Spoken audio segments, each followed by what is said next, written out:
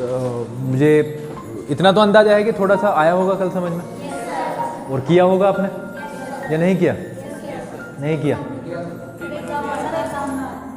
हाँ, एग्ज़ाम में तो आएगा ही, वो तो मैंने उस तरीके से। अब आप एक बात समझो, अगर आप नहीं करोगे तो तुम्हारे लिए प्रॉब्लम्स क्रिएट होंगी, इसलिए रोज़ कुछ ना कुछ तो करना ही है। और मैं तो समझा भी बहुत इजी वे में और बहुत आसानी के साथ, प्लस बहुत टाइम लगा के। बोलो वासु, बोलो आज कौन एब्सेंट है? कोई नहीं है, आए हैं सभी। ठीक है, 6.3 को डिस्कस करेंगे। और देखो, जब तक आप प्रॉब्लम्स नहीं बताओगे ना, तब तक कुछ होने वाला नहीं है। अगर प्रॉब्लम्स का पता चल जाता है तो बहुत अच्छी बात होती है, और नहीं चलता है तो फिर वो प्रॉब्लम्स ऐसी रहेंगी, वो बढ़ेंगी ही, क्योंकि आगे तुम्हें पता है सिलेबस कम होने वाला नहीं है, वो बढ़ेगा ही। पहला सवाल देखते हैं। QP एंड 6.39 फिगर दे रखी है इन्होंने, समझ रहे हो?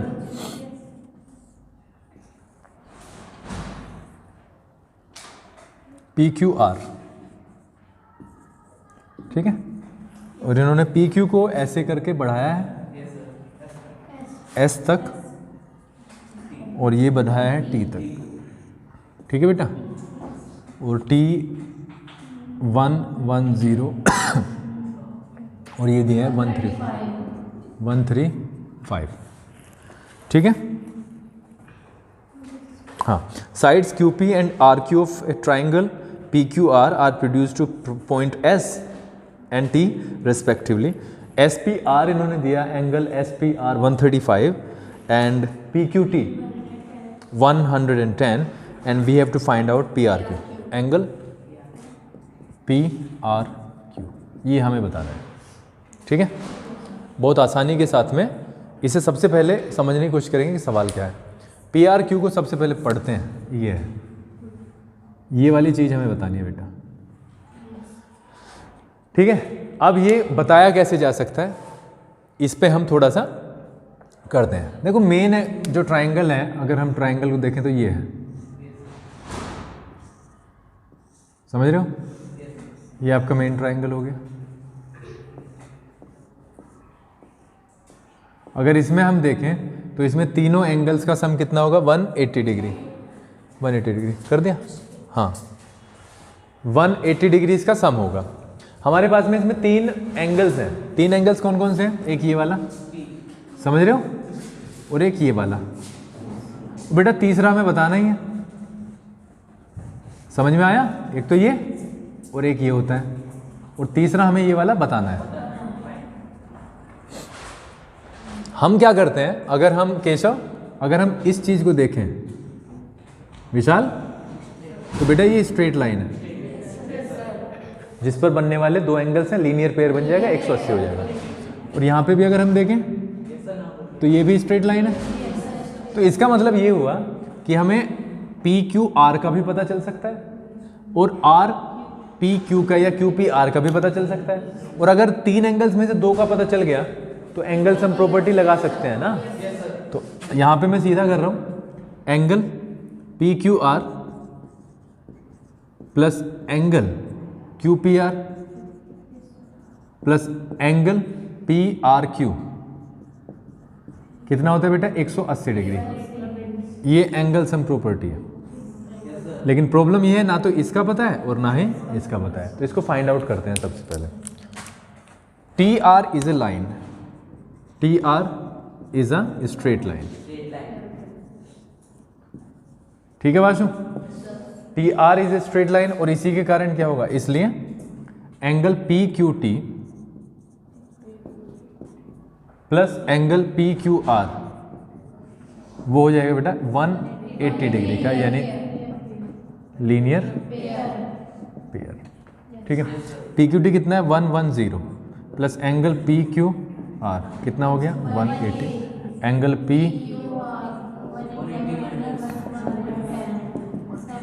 देखो 70 तो आ गया ये वाला, ठीक है। सिमिलरली हम कहाँ पे जाएंगे? ऊपर। SQ is a line, SQ is a straight line, ठीक है। इसीलिए एंगल आरपीएस या एसपीआर है ना, angle SPR plus angle QPR, QPR बराबर होगा 180 degree. Again linear pair, SPR हमें कितना दिया है 135 plus angle QPR, angle QPR कितना हो गया बेटा 180 माइनस 135, 65 या 55, 55 हो गया, ठीक है 55 डिग्री। तो हमारे पास में ये 55 आ गया, ये 70 आ गया। तो अगर हम यहाँ पे इनकी वैल्यूज पुट कर दें तो ये आ जाएगा। तो क्या होगा पी क्यू आर, देखो बेटा कितना है, पी क्यू आर है 70 डिग्री प्लस 55 है क्यू पी आर, और ये हमें निकालना है एंगल पी आर क्यू, ठीक है। तो ये कितना हो जाता है 125, समझे भाई, ये मिला के कितना हो जाएगा 125, और 180 में से 125 घटेगा इधर आगे, तो कितना आ जाएगा 55। समझ रहे हो, ये गलत हुआ है कि यहाँ पे, ये गलत हुआ है यहाँ से, ये 65 आएगा यहाँ से, नहीं ये वाला यहाँ से गलत हुआ है शायद। 10 में से 5 जाके 5, 7 में से 3 जाके 4, यही तो होगा भाई। 180 में से 135 घटाओगे तो यही होगा, ये कुछ गलत है ना। और फिर यहाँ पे भी 45 होगा, और ये 115 होगा, और ये 65 होगा, ठीक है। इतना हल्का सवाल गलत हो गया, ठीक है। हाँ, कभी कभी ऐसा हो जाता है, कभी कभी हमारे ध्यान नहीं रहता, ठीक है। इतनी चीज़ें क्लियर हैं। सवाल नंबर 2,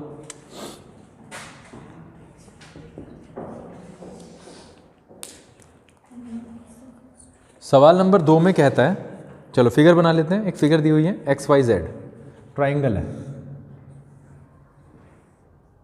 एक्स वाई जेड, जिसमें एक्स इसने कितना कहा है बेटा 62 डिग्री, ठीक है। और एक्स वाई जेड कितना है 54, ये कहा है 54, और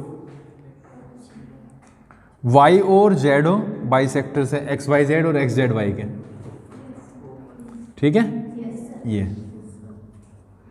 वाई और जेड हो बाइसेक्टर्स हो गए, तो हमें बताना है O Z Y, angle O Z Y and angle Y O Z, ये बताने हमें। सबसे पहले तो ये देखो कि हमारे पास में क्या क्या है और क्या क्या हम कर सकते हैं। हर्ष क्या क्या कर सकते हैं? सबसे पहले तो एक चीज़ देखो, अगर कोई भी चीज़ बाइसेक्टर होगी, देखो ये बाइसेक्टर है तो दो एंगल्स में बढ़ जाएगा। अब ये देखते हैं हम ओ जेड वाई कहाँ पे, देखो ओ जेड वाई बेटा ये है, ये वाला, और O Z Y, Y O Z कौन सा है, ये है। वाई ओ जेड बताना है क्या हमें, बताना है क्या, वाई ओ जेड ये है ना। चलो बताएं, अगर हम बीच वाले पोर्शन को डिलीट कर दें 1 सेकंड के लिए, बीच वाले पोर्शन को डिलीट कर दें 1 सेकंड के लिए, तो हमारे पास में आएगा 62, 54 और जेड आएगा कि नहीं। अगर हम इस वाली फिगर को ऐसे बना लें एक्स वाई जेड, तो ये 62 हो गया, ये 54, तो जेड ही तो बचा। तो यहाँ पे अगर मैं एंगल सम प्रॉपर्टी लगा के जेड को प्राप्त करूँ सबसे पहले, तो angle X Y Z plus angle X Y Z हो गया, Y Z X, angle Y Z X plus angle Z X Y, Z X Y, ये हो जाएगा 180। एक्स वाई जेड है 54 प्लस वाई जेड एक्स का पता ही नहीं है, वाई जेड एक्स का तो पता ही नहीं है, प्लस जेड एक्स वाई या एक्स वाई जेड कितना है, एक्स वाई जेड तो 54 आ गया है, हाँ जेड एक्स वाई कितना है 62 डिग्री, ठीक है 180 डिग्री। दोनों को जोड़ देते हैं, 4 और 2 6, 6 और 5 11, 116 हो गया है, plus angle Y Z X, तो एंगल वाई जेड एक्स हो जाएगा, तो कितना आ जाता है यहाँ पे 64। तो यानी ये वाला जो एंगल है ना, ये वाला, ये 64 आ गया, कितना आ गया 64। ठीक है, नहीं आया समझ में तो साथ 64 आ गया। तो इसका मतलब अब अगर ये बाइसेक्ट होते हैं तो आधे आधे हो जाएंगे। YO बाइसेक्ट्स एंगल XYZ, इसका मतलब क्या हो जाएगा, OYZ एंगल OYZ कितना हो जाएगा 54/2 27। समझ, बाइसेक्ट हो गया ना, आधा बचा, और एंगल और इसमें ZO बाइसेक्ट्स एंगल OZY बेटा XYZ, हाँ XZY इसको ही तो करते हैं। हाँ क्या, एक ही तो बात है ना? नहीं, दोबारा पढ़ो। एक सेकंड, सुनते नहीं हो आप, सुनो। देखो YO जो है वो एंगल XYZ को करता है बाइसेक्ट, और जो ZO है वो XZY को करता है, क्योंकि ये पूरा का पूरा एंगल है ना, ये पूरा एंगल है। ZO बना तभी तो दो हुए, तो जो ZO है वो बाइसेक्ट करता है एंगल XZY को, ठीक है, XZY को, जिसे मैंने देखो ये लिख रखा है YZX, ये तो लिख रखा है YZX, Z को कर रहा है। तो इसलिए अगर मैं लिखूं OZY एंगल OZY बराबर हो जाएगा 64 आया है ना, 64/2 यानी 32। आधे आधे हो गए, ये भी आधा हो गया और ये भी आधा हो गया। अब एक तो ये आंसर हो ही गया है हमारा, क्योंकि ये पूछा था शायद OZY, ये रहा OZY तो पूछा है हमसे। तीसरा ये पूछा है दूसरा। तो इसमें हम क्या करते हैं, जो ये वाला ट्राइंगल है ना, ये वाला, इसमें एंगल सम प्रॉपर्टी यूज करते हैं, तीनों एंगल्स का sum in triangle YOZ, in triangle YOZ angle OYZ plus angle YZO या OZY angle OZY plus angle OYZ, है ना, OYZ तो हो गया, YOZ एंगल YOZ कितना हो जाएगा 180 डिग्री। OYZ कितना है बेटा 27, OZY 32, YOZ देखो मिला के कितना बनता है, 7 और 2 9, 59 प्लस एंगल, आंसर चेक करना 121 है क्या?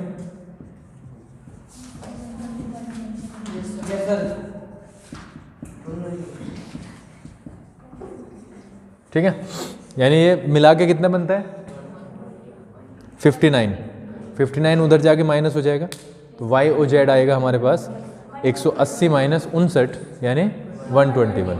इतनी चीज़ क्लियर हो तो बताओ, यहाँ तक तो कोई प्रॉब्लम नहीं होगी, यह है?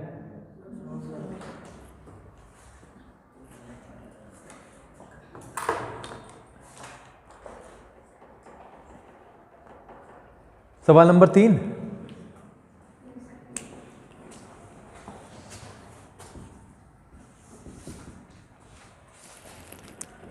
सवाल नंबर 3 की भी फिगर बनी हुई है।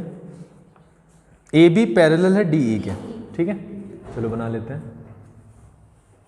इसको कहा है उन्होंने AB,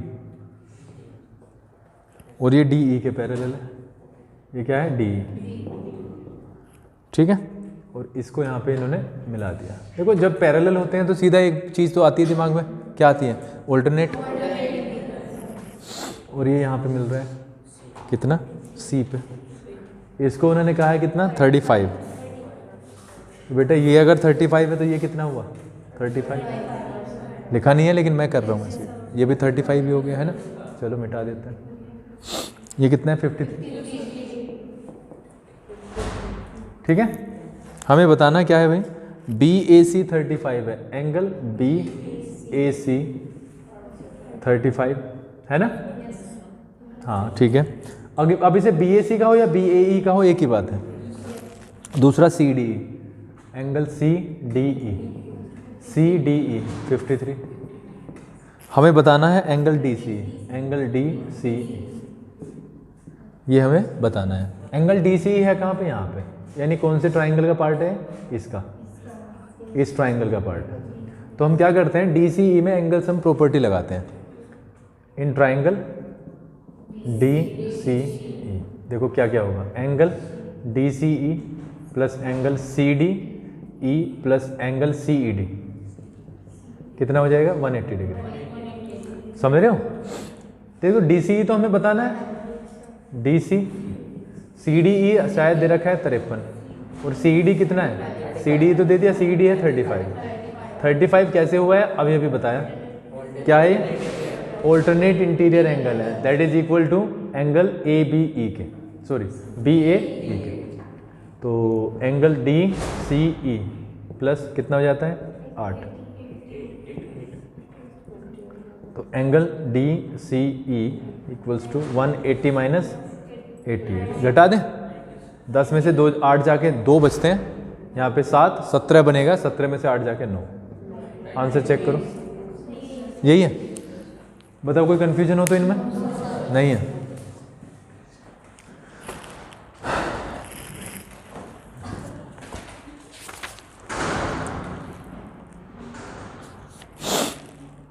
lines P Q and R S intersect at T, P Q and R S.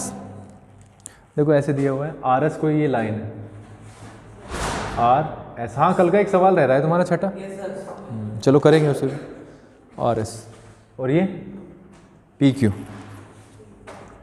ये कहाँ पे इंटरसेक्ट करती हैं, टी पे, ठीक है। तो हमें बता, ये 95 दिया है इन्होंने और ये 40, ठीक है, ये 75।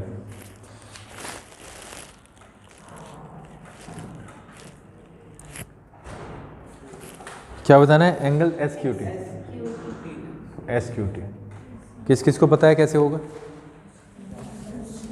हर्ष नहीं पता, नहीं पता, हर्ष को नहीं पता, और तुषार को नहीं पता, वासु को नहीं पता, लक्ष्मी पता है। बहुत ही सिंपल है, क्या कहाँ जाना है, पहले इसमें चले जाओ,